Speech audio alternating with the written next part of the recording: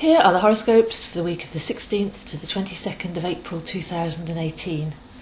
We begin the week with Mercury turning direct in Aries, and this journey began around the 8th of March. Mercury passed over the retrograde point at that time, and from the 8th of March to the 22nd of March, the spring equinox, we began to see things come up for awareness. So wherever Aries is in your chart, 4 to 16 degrees, that's the area of your life where you may have had things come up for resolution. So the 8th to the 22nd was the first phase.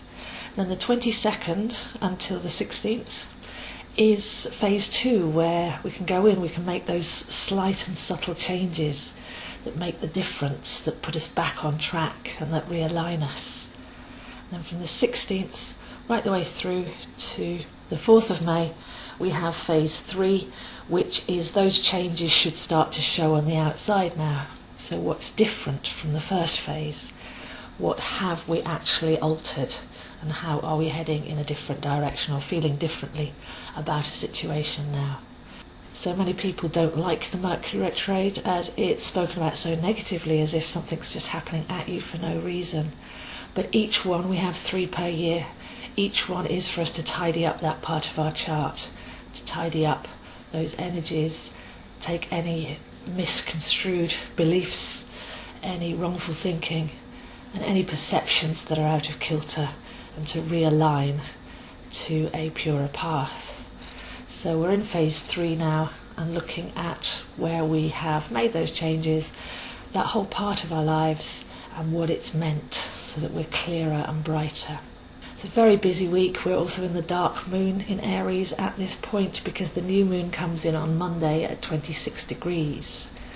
And here we see the Sun, Moon and Uranus all aligned together, like a holy trinity of fire, water and spirit.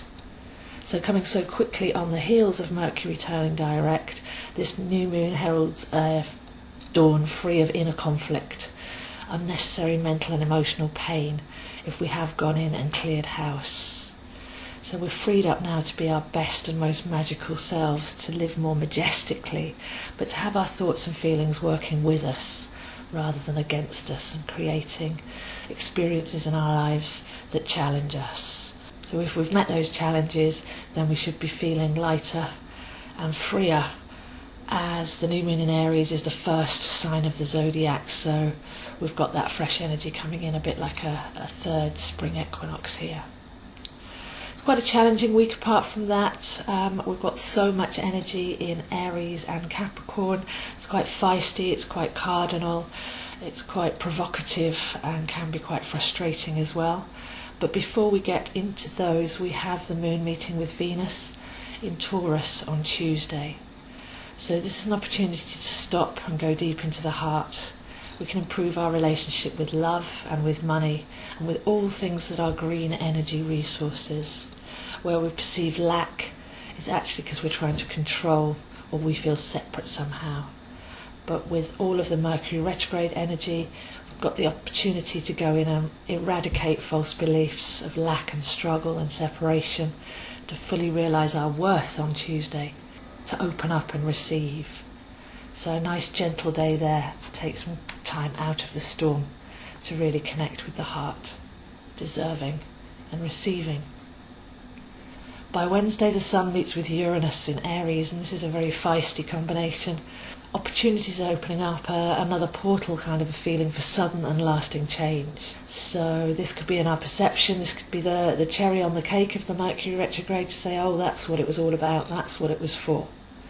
And I feel it's either perception or something to do with the internet and how we actually send our vibrations out invisibly across the world and connect on that etheric level rather than something physical. I think this is more to do with perception, communication, and learning to think differently and learning to see through the illusion. So sudden change there, maybe a moment when the light bulb goes on and we realise the message of the last 3 or 4 weeks. Things get deep by Thursday as Saturn turns retrograde in Capricorn. This lasts until September. So again, it's an inward, but it's an inward to realign with our core power. So a shift from reliance on the outside world, especially things like government structure, or attachment or dependency back towards self-sufficiency, responsible thought and action from deep within. So from now till September, returning to our core strength, being self-supporting, being strong and flexible, and having a look at any false attachments on the outside where we're trying to get that to prop our lives up when we should be doing the work ourselves. Another more gentle one on Friday as the sun moves into Taurus. So some much needed tenderness coming in here because it's a very strident lineup at the moment, as I say. So kindness and compassionate detachment, being kind to ourselves, accepting ourselves, loving ourselves, and then being open to make the best possible connections with others, while letting the other be completely themselves. So no control, no restriction, no projection, no demands, taking responsibility for our own self, and then being open to find the middle ground with others. Because we're all here at this time to shine our own unique light, to radiate our own unique vibration, and allow others to do that as well. And then on Saturday and Sunday we have Pluto turning retrograde in Capricorn. So Saturn turned retrograde on Thursday, Pluto turns retrograde at the weekend, taking us inwards to the roots of what supports us, to inspect and delete anything that undermines us. Another slow aspect, because this can be taken all the way through to October. But to really find our power, we need to have a look at what's felt disempowering, where we've believed that situations or others have taken our power away, or where we've unnecessarily given our power to others. This goes very well with the Saturn retrograde, because sometimes we give our power up, making the other person responsible for our happiness, and that's just not fair. So to find the core emotional charge in any situation, and to re-examine it, to feel our own inner power, and to stand strong and tall, will be the slow and lasting changes that we can make from now to October. So to recap, very Aries and Capricorn with doses of Taurus in there just to help us centre and breathe in the midst of all this feisty energy. But Mercury turning direct, so a retrospective there, we should get the message of that.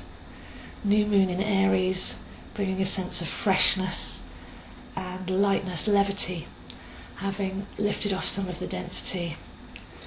Moon and Venus meeting on Tuesday just to have a look at our self-acceptance and open up that pure receptivity. Sun meeting with Uranus, opening up a portal of opportunity, a sudden perspective shift, learning to think differently, liberating the mind. Saturn retrograde, going to our core power, being more self-reliant and strong.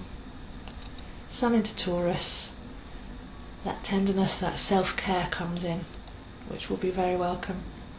And then Pluto retrograde, taking our power back where we've falsely given it away, perceiving maybe that others have taken it, but really going back to our core power and slowly deleting any beliefs that are draining from that which we could have picked up over this lifetime or others. So those are the horoscopes for this week, and I'll see you next week.